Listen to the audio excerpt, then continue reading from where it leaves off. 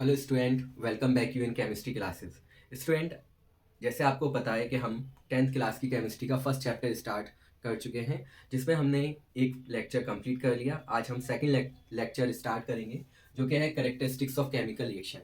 मतलब characteristics of chemical reaction का मतलब ये है कि हमें कैसे पता चलेगा कि केमिकल रिएक्शन हो रही है। मतलब कुछ चीज़ें हो रही होंगी जिनको हम पहचान कर पता लगा पाएंगे कि ये केमिकल रिएक्शन इनके अंदर हो रही है या नहीं है।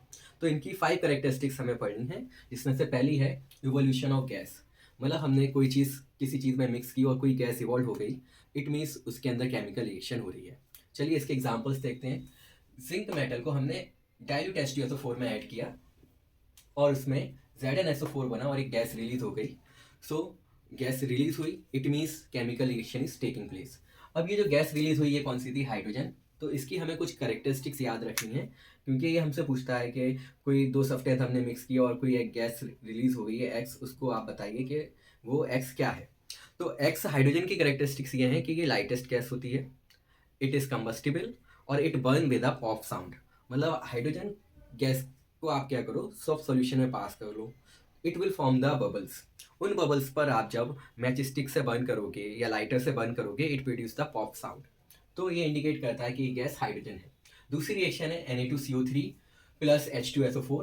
मतलब सोडियम कार्बोनेट में जब हमने एसिड ऐड किया, it form the sodium sulphate, water and carbon dioxide. तो कौन सी गैस रिलीज हुई? कार्बन डाइऑक्साइड रिलीज हुई। It means the gas is evolving, this is this means chemical reaction is going on. अब हमें, जैसे कि हमने हाइड्रोजन की करेक्टरिस्टिक्स याद की थी, वैसे ही हमको कार्बन डाइऑक्साइड की भी याद करनी है।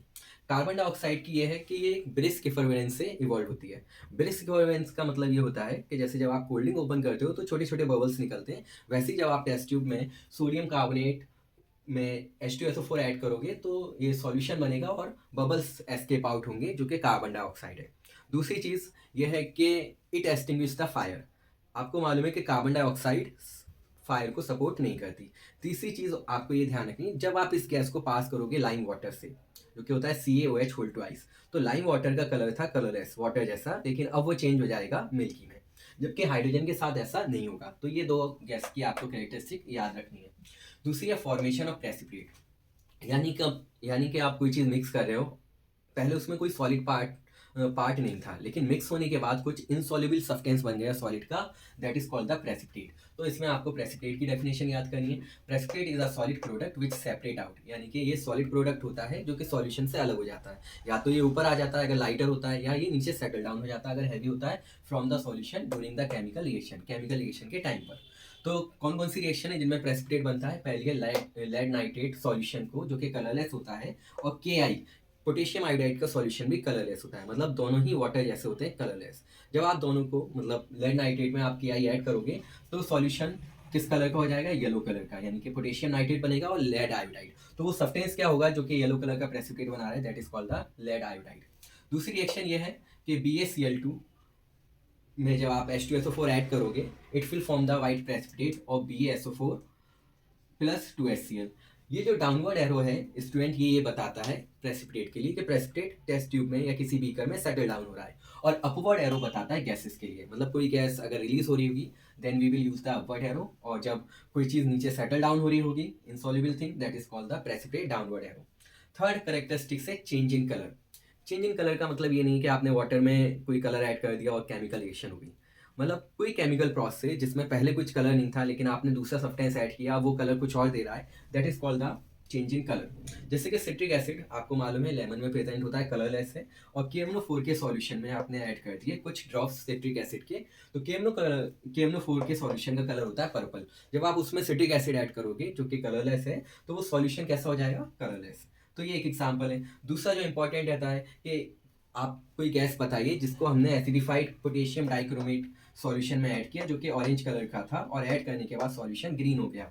वो गैस कौन सी होगी? Sulphur dioxide. तो सल्फर डाइऑक्साइड को जब आप ऐड कराते हो या पास कराते हो K2Cr2O7 से, तो सॉल्यूशन का कलर ऑरेंज से ग्रीन हो जाता है।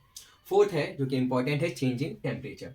तो यहाँ पर टेम्परेचर क्या होगा? या तो कोई रिएक्शन अगर होगी तो या तो टेम्परेचर बढ़ जाएगा या उसका नॉर्मल रहेगा या कम हो जाएगा। यानी कि टेस्ट ट्यूब या तो थोड़ी सी वार्म हो जाएगी, गर्म हो जाएगी, या थोड़ी सी कोल्ड हो जाएगी।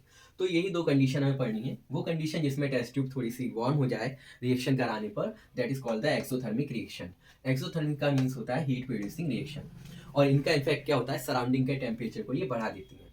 अब कौन से एग्जांपल्स हैं, जैसे zinc plus H2SO4 give ZnSO4 plus H2 plus heat, यानी कि ये जो रिएक्शन थी इसमें क्या होगा, गैस तो इवॉल्व होगी, साथ के साथ क्या होगा, थोड़ा सा टेम्परेचर बढ़ जाएगा। तो ये नहीं है कि रिएक्शन में एक ही टाइप की कैरेक्टरिस्टिक्स होगी, कुछ रिएक्शंस ऐसी होंगी जिनमें 2 या 3 कैरेक्टरिस्टिक्स भी हो सकती हैं। जैसे कि इसमें हाइड्रोजन गैस भी इवॉल्व हो रही है, और ये एक्सोथर्मिक का भी एग्जाम्पल है, मतलब चेंज इन टेम्परेचर भी ऑब्जर्व हो रहा है और इवोल्यूशन ऑफ गैस भी हो रही है। दूसरी है कार्बन डाइऑक्साइड, यानी कि बर्निंग रिएक्शन या combustion reaction. When we burn the carbon dioxide in presence of air, oxygen, it produce a sorry. When we burn the carbon in presence of air, it form the carbon dioxide and heat is evolved. This is the example of combustion. यानी कि आप कोई भी fuel को burn कर रहे हो, candle को बर्न कर रहे हो, तो उसमें थोड़ी सी लाइट भी प्रोड्यूस होती है और हीट भी प्रोड्यूस होती है। तो हीट प्रोड्यूस होगी, it means it is the exothermic reaction. Similarly respiration, respiration मैंने फर्स्ट लेक्चर में भी बताया था।